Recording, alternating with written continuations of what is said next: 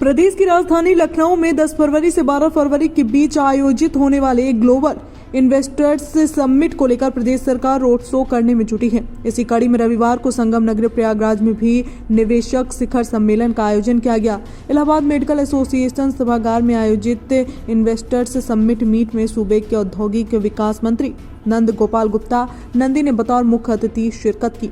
Investor summit के बाद media से मुखातिब औद्योगिक विकास मंत्री ने कहा कि प्रयागराज में 33,307 करोड़ का MOU साइन किया गया है। उन्होंने कहा कि ऐसा विश्वास है कि जिस तरह से यूपी की कानून व्यवस्था और एयर रोड और वाराणसी से हल्दिया तक वाटर वे की कनेक्टिविटी बनाई गई है, इससे यूपी उत्तम प्रदेश बना है और सर्वोत्तम प्रदेश बनने की ओर अग्रसर है। औद्योगिक विकास मंत्री ने कहा कि ग्लोबल इन्वेस्टर्स समिट से बड़ी संख्या में यूपी में निवेश आएगा और सीधे तौर पर प्रदेश की जनता को इसका लाभ भी मिलेगा।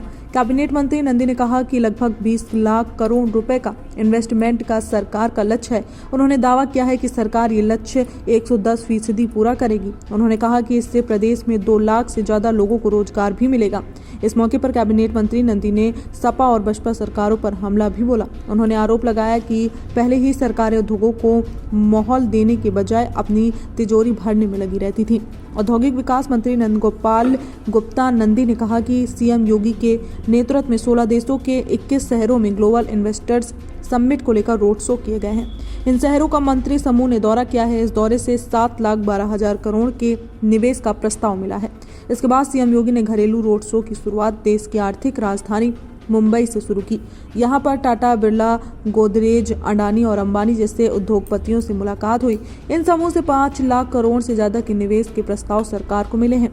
दिल्ली में भी 3 लाख करोड़ के निवेश के प्रस्ताव यूपी सरकार को मिले हैं। प्रयागराज में हुई इन्वेस्टर्स समिट मीट में स्थानीय उद्योगपतियों के साथ ही बड़ी संख्या में महिला समूह और अधिकारी गण मौजूद रहे।